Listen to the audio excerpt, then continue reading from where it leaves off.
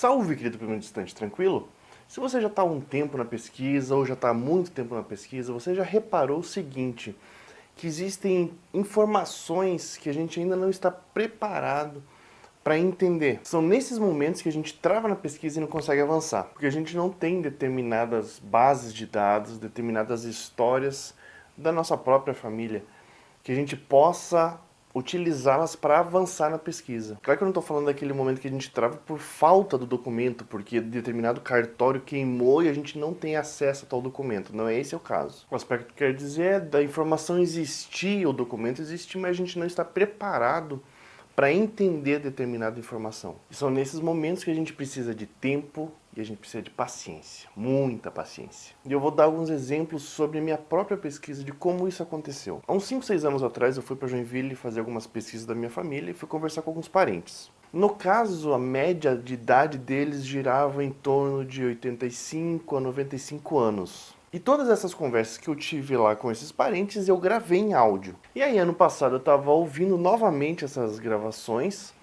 e eu me deparei com o seguinte fato, que é justamente sobre esse tema do vídeo. Aconteceu que nessas histórias que eu estava escutando, de pessoas mais antigas ainda, inclusive de um tetravô meu, que na época eu nem tinha me dado conta, porque normalmente se citava o nome de uma pessoa e já continuava a conversa, não ia parar para tentar entender às vezes quem era aquela pessoa, e falava, fulano de tal, não sei o que lá, blá. E eu, nossa, mas quem que tava? Eu ficava meio que boiando na história. Afinal de contas, as histórias se davam através de pessoas que quem estava me contando conviveu. Eu não, eu tinha que ficar tentando lembrar na árvore quem era quem que estava sendo citado, e muitas dessas pessoas eu não tinha uma familiaridade dentro da árvore, tinha colocado na árvore. Só que com o tempo da pesquisa, esses 5, 6 anos todos, você vai acostumando com os nomes das pessoas, você vai decorando quem é quem, todos os irmãos de fulano de tal. E aí quando você escuta aquele áudio novamente, você já sabe, ele citou fulano de tal. Fulano de tal, você já automaticamente já sabe quem é dentro da árvore. E aí você consegue, ele estava falando daquela pessoa que era vizinho de fulano de tal, que aconteceu não sei o que lá, e você já consegue fazer essa conexão que 5, 6 anos atrás eu não tinha. E obviamente todas as histórias lá de 5 anos atrás, quando eu escutei novamente, fez muito mais sentido. Eu lembro que durante essas conversas eu tinha algumas perguntas assim que me prendiam mais, assim, quem era fulano de tal, como que era a experiência com fulano de tal. Então se de repente em algum momento citava outras pessoas, eu meio que deixava esse foco pro lado porque eu estava interessado em saber sobre aquela determinada pessoa. E não me dava conta de que muitas histórias de pessoas que eu não tinha nenhuma história foi falado naquele momento. E, ou seja, eu tenho histórias sobre meu tetravô, como eu falei antes, há 5 anos. Mas só ano passado que eu fui me dar conta que realmente eu teria alguma história dele. Até então eu não sabia de nada, mesmo tendo um áudio gravado. Mas foi nesse tempo que eu pude desenvolver interiormente toda a minha pesquisa e pude assimilar, sentar os dados que eu precisava para que em determinado momento, quando eu ouvisse novamente os áudios, eu pudesse entender o que estava sendo dito. Porque se eu ouvisse logo que tivesse chegado em Curitiba depois da viagem, tudo, eu ia escutar, beleza, mas talvez eu não fizesse todas as correlações que hoje eu faria. E daqui a, sei lá, 5 anos, se eu ouvir de novo, vai ter alguns detalhes que eu não peguei ainda hoje, por exemplo. Porque nesse tempo eu vou ter novas informações sobre a família que eu não teria. E juntamente com isso acontecem outras coisas que são muito legais. Por exemplo, eu nunca tive o convívio que minha mãe teve com os pais dela.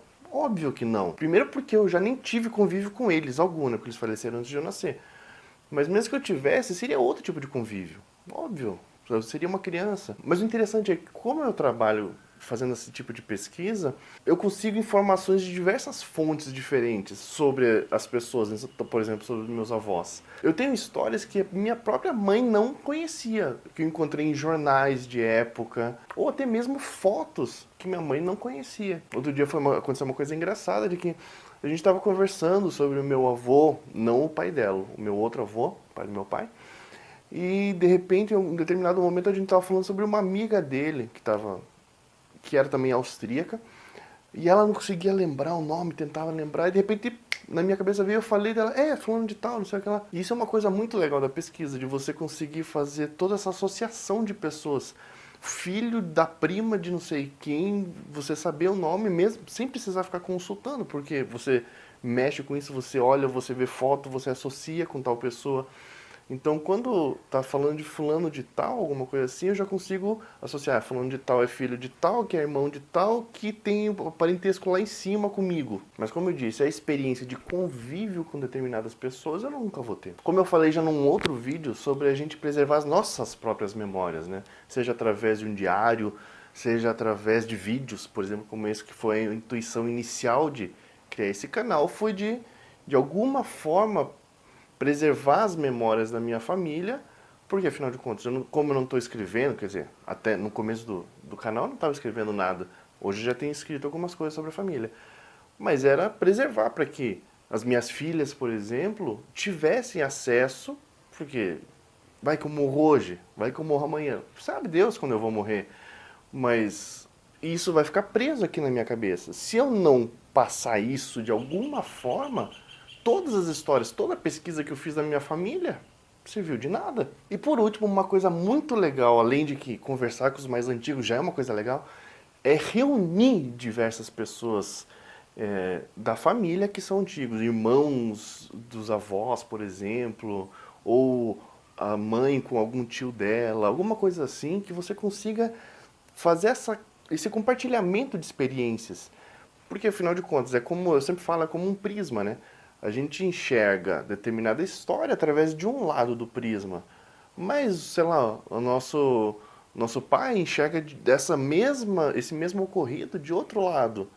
Então, quando a gente troca essas informações sobre um acontecimento, vamos conversar como foi, por exemplo, o velório da minha avó. Então, supondo que a minha mãe fala o que aconteceu naquele dia, pararararara, como que foi, segundo... E aí outra pessoa, nossa, mas aconteceu tal coisa também, você lembra? Não sei o que, ele vai trocando essas informações, é muito mais legal. Então, se você também já fez esse trabalho de conversar com os mais antigos, especialmente conversar com mais de uma pessoa ao mesmo tempo, então escreva como foi a sua experiência, compartilhe o vídeo. E é isso, valeu!